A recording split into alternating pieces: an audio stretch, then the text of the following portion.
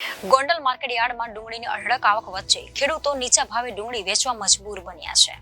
સરકાર દ્વારા ડુંગળીની નિકાસ બંધી કરવામાં આવતાની સાથે જ ડુંગળીના ભાવો ગબડી જવા પામ્યા હતા।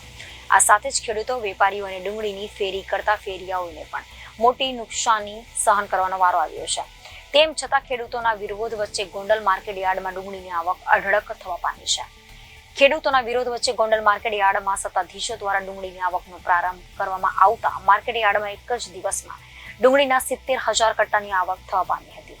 આ સાથે જ માર્કેટ યાર્ડમાં ડુંગળીથી ઉભરાઈ જવા પામ્યું હતું। આ સાથે જ હરાજીમાં ડુંગળીના 20 કિલોના ભાવ રૂપિયા 70 થી 500 સુધીના બોલાયા હતા।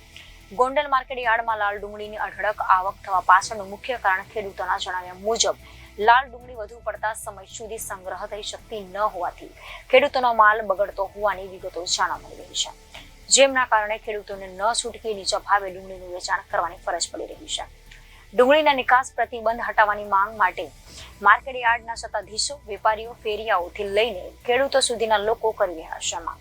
ત્યારે ગોંડલ માર્કેટ યાર્ડના ડુંગળીના વેપારીઓના જણાવ્યા મુજબ સરકાર દ્વારા ડુંગળીની ઊંચામાં ખરીદી કરીને દિલ્હી જેવા અન્ય રાજ્યોમાં નીચામાં ડુંગળીનું વહેંચાણ કરવામાં આવી રહ્યું હોવાના આક્ષેપો કરાયા છે, જેમના કારણે નિકાસબંધી વચ્ચે ડુંગળીના વેપારીઓને વેપાર કરવો મુશ્કેલ બન્યો હોવાની સાથે નુકસાની ભોગવાનો વારો આવ્યો છે।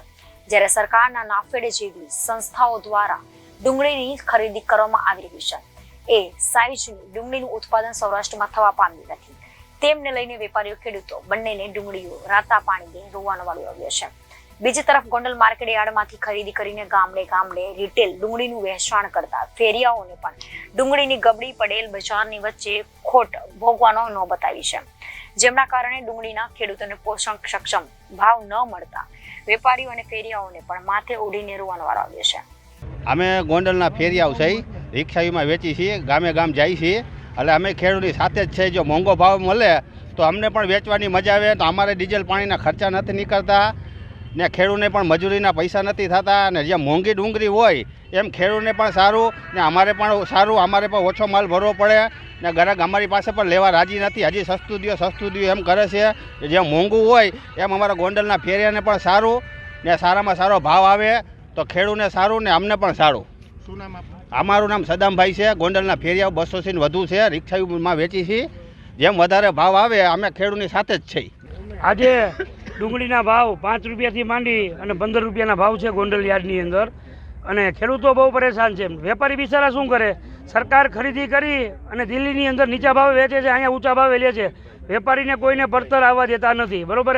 અમારે પણ ઊંચા ભાવે ડુંગળી લેવી છે, પણ વેચવી ક્યાં? એક્સપોર્ટ બંધને હિસાબે અમે પણ બાંગ્લાદેશ કે શ્રીલંકા જઈ શકતા નથી, બરોબર છે।